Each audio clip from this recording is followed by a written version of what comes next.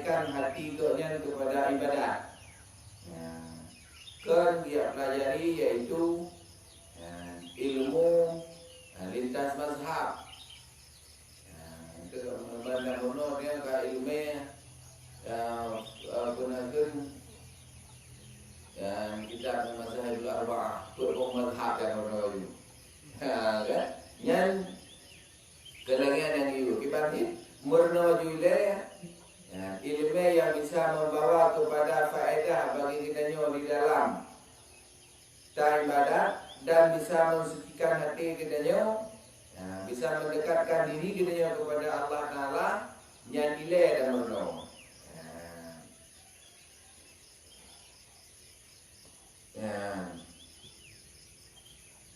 Dan jangan mengkasarkan menuntut ilmu itu karena berkehendak mengetahui perkataan yang bersalah-salahan ulama. Baik yang murno, bandai aku pun kata aku tuju, yaitu ada yang berbeda-beda pendapat para ulama. Kalau yang itu, kibandit gedanya tamburno juga yaitu ilmu yang bisa menyelesaikan hati kitanya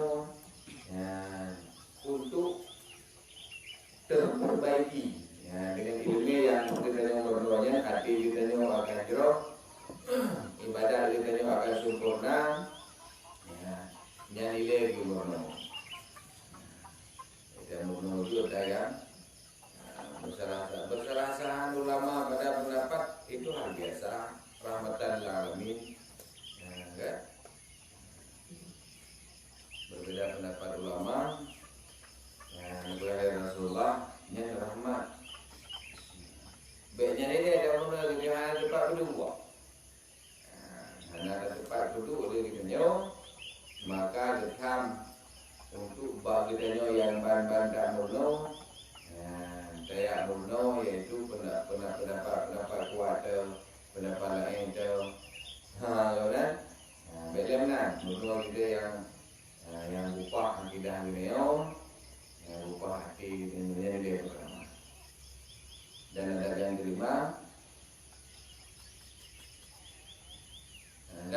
kelima, bahwa jangan meninggalkan daripada menuntut segala fan yang dipuji oleh syariat. Maka jika berkehendak ia mahir kepada ilmu, tetapi kemudian daripada selesai ia daripada menuntut ilmu fardu'in yang memberi manfaat dan kemudian daripada mengamalkan seperti yang telah engkau ketahui ilmu yang memberi manfaat itu. Dan lagi jangan dan lagi jika ada lapang waktunya yang lebih daripada mengajarkan, jika ada lapang waktunya yang lebih daripada mengerjakan auratnya, karena yang demikian itu daripada fardu kifayah. Dan maklum fardu ain itu terlebih didahulukan daripada fardu kifayah. Yang kelima, yang merupakan adab terhadap penuntut ilmu yaitu dan jangan meninggalkan daripada menuntut segala fan yang dipuji oleh syariat. Jadi ilmu-ilmu yang dipuji, yang dianggap jero di dalam syarak, di dalam Islam, di dalam syariat, maka terhadap itu yang beda tinggal sih. Kita menurut beda pe ilmu-ilmu dia tuanya dan menurut ada belum itu. Yang dipuji di dalam syarak, yang menurut agama, maka kita pelajari sih. Menyo, kan ini nak ready. Menyo kita nyo berkehendak, yaitu untuk takuah bagi pada ilmu-ilmu. Pada masa ada kubur adanya setelah kita nyo, kan setelah Lirlah perlain, lirlah perlain. Kibang Pertama dan ilmu yang perlain tak amalkan ibadat ilmu perlainnya tak amalkan le. Kata amalkan zikir-zikir je kata pupuk dia kita Lalu selesai lakukan ibadahnya untuklah perlain dan kata amal ilmunya yang baru boleh terhadap kita untuk tak memenuh ilmu yang lain. Ilmu yang dipuji di dalam syariat. Ilmu yang pemendam. Kan? Karena dengan ilmu yang dirikannya, yang berpahala min haisu ada ilmu itu sendiri. Tak memenuh ilmu karena ilmu bagainya ilmu karena ilmu bagainya kena pahala. Maka dianjurkan bagi kita untuk ilmunya dan perkaya ilmu itu boleh. Payah masa adanya setelah selesai daripada fardu umum. Faktor lima karena kamaklum di dalam kehidupan kita bahwasanya ilmu perlain adalah diutamakan daripada ilmu perlain kifayah. Ilmu perlain kifayah diutamakan daripada ilmu perlain diutamakan daripada ilmu perlain kifayah. Beda beli ini gitu. Mereka beli kalau nama apa ini. Ibarat beli bodoh gila gitu ya perlain kifayah. Sementara perlain anda lupa anda jelas belum ilmu perlain kata jakarat ilmu yang lain. Ya, benar kan?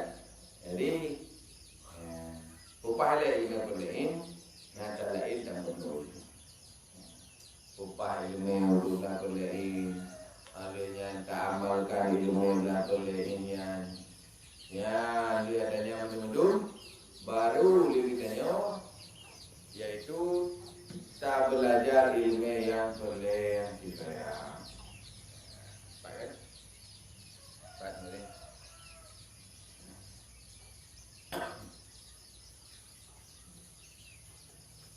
Yang berdoa ke lima punya benar satu jubo, okay? Tujuh jubo adab daripada santri atau adab murid bagi dirinya. Ia baru kita nyo per individu kita nyo perlu ada pahami dia.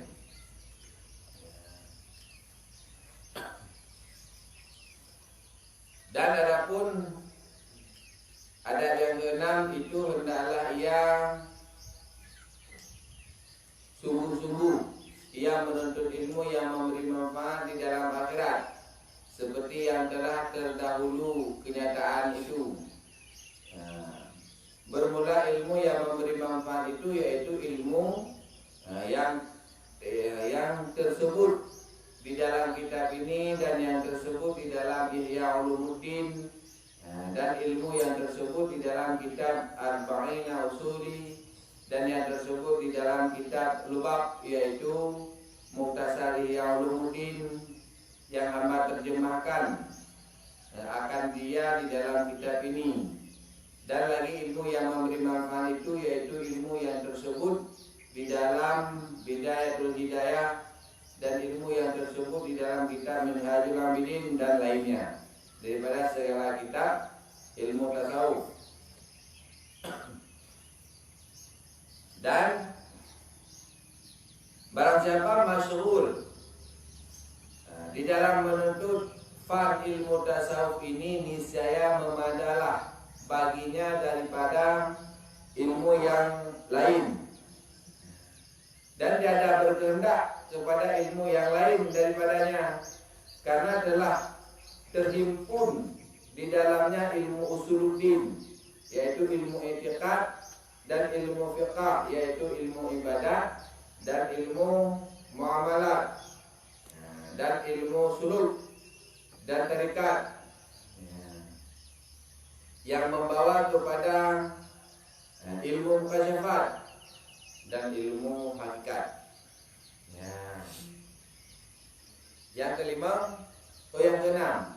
Yang keenam adalah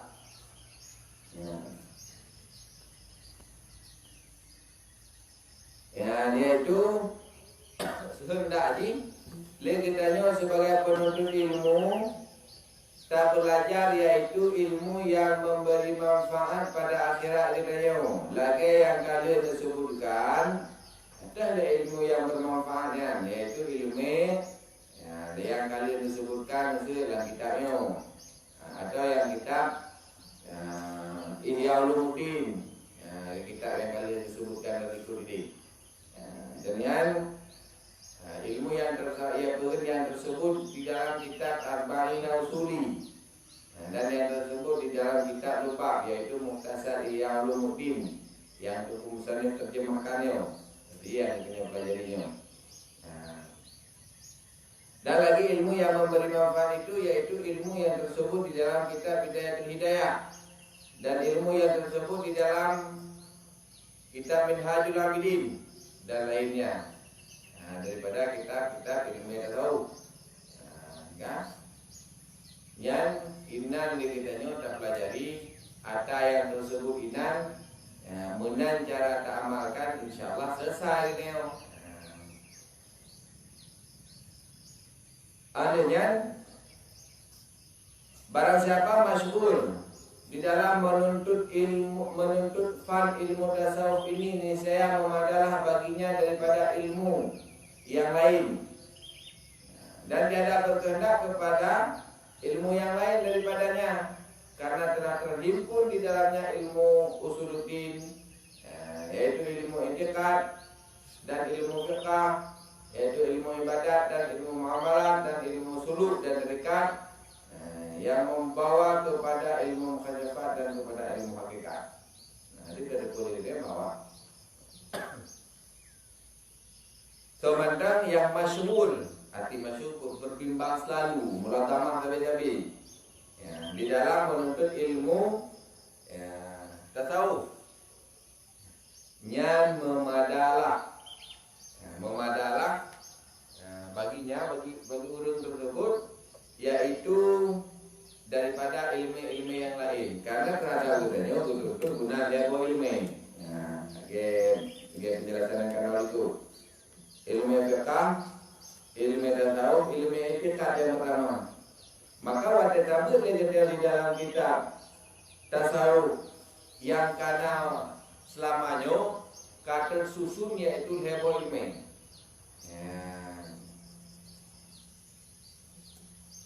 Karena dalam kitab tasawuf ronyo mesir karena di dalamnya yaitu hebo ilmu, maka memadalah bagi kitanya untuk tak pelajari di dalam kitab tasawuf dan hebo ilmu. Tapi ada yang lain menarik, kan? Ada kitab lainnya untuk satu madalah ke perlainan bagi kitanya. Maka oleh karena demikian, kitanya berlai itu untuk terus tak dalami, tahawi rupa, tak pelajari juga, yaitu ilmu yang karena di dalam kitabnya agar selamat kitanya, jero hati kitanya, merdeka jero hati kitanya bisa menghasilkan, yaitu ilmu-ilmu yang memberi manfaat bagi kita.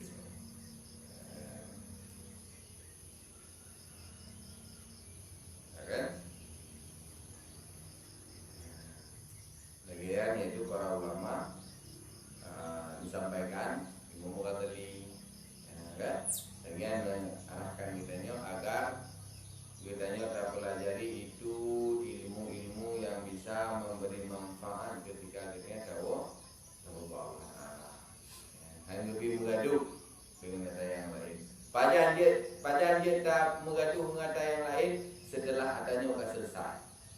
Setelah ilmu berlainan dah selesai, lanjut.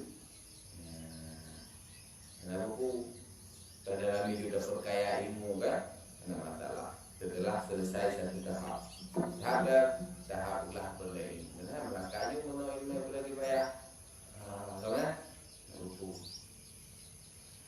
Dan adab yang ketujuh, maka seyogianya bahwa adalah kasat orang belajar ilmu itu semata-mata karena Allah Ta'ala, yakni karena menjunjung cinta Allah Ta'ala dan karena negeri akhirat. Kan? Jadi yang ketujuh yaitu adab daripada kitanya menuntut ilmu kepada pribadi kitanya, kepada dro kitanya, yaitu ada kepada dro kitanya bahwa tak kasar dia kitanya dengan tak menuntut ilmunya, yaitu semata-mata karena Allah. Gimana makna karena Allah? Yaitu karena menjunjung tinggi perintah Allah. Karena menuntut ilmu adalah sebuah perintah dari Allah Ta'ala, maka dirinya tak mudah dia menuntut ilmu betul-betul karena perintah Allah. Adanya karena negeri akhirat dia guna merupakan kemenangan. Bujro katanya ketika tawaf Allah tinggal. Yang kena tak perlu hati kitanya wate tak perlu ilmu. Kan?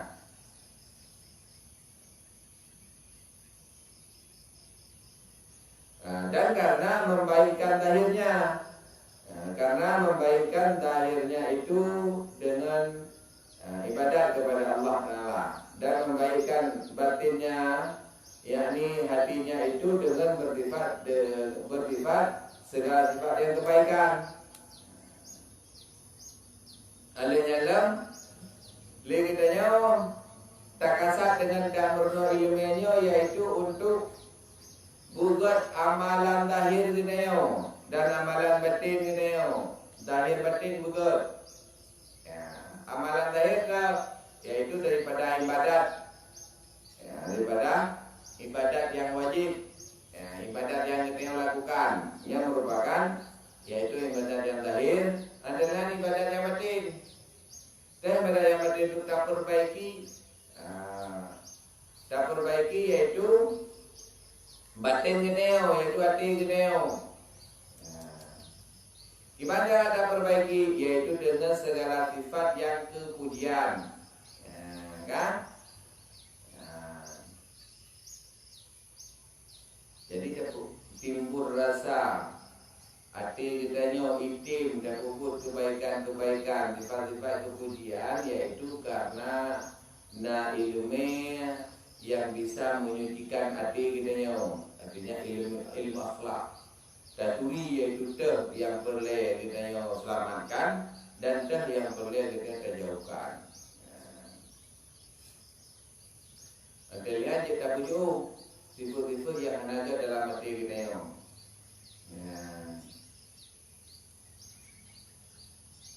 Jadi pakai teman perlelehan karena untuk dapat selamat hati kitanya mengatur dengan Allah Ta'ala, yaitu tetap dengan suci hati. Dan bagi yang kali ditafsirkan oleh Qur'an bahwa kitanya melakukan ibadat yang zahir harus suci daripada hadas dan dengki. Harus suci daripada dengki. Yang untuk dapat amalan batin juga harus suci hati itu. Mihana suci hati itu, hanalah fungsi bagi kita, yaitu takudi batin hati suci. Ada lihat dan budi hati suci. Bahkan ada masalah macam buto hati kita sehingga hangin, macam kerabu katanya. Maka tak pujuhnya ni yang selamat. Pujuh yang kita di, yang pujuh yang kita dinya selamat. Yang harus dipahami yaitu daripada tujuh ada yang mengenai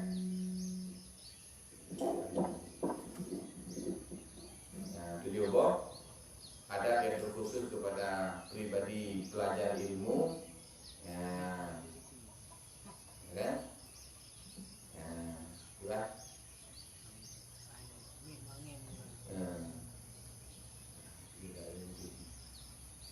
ponya dijobo.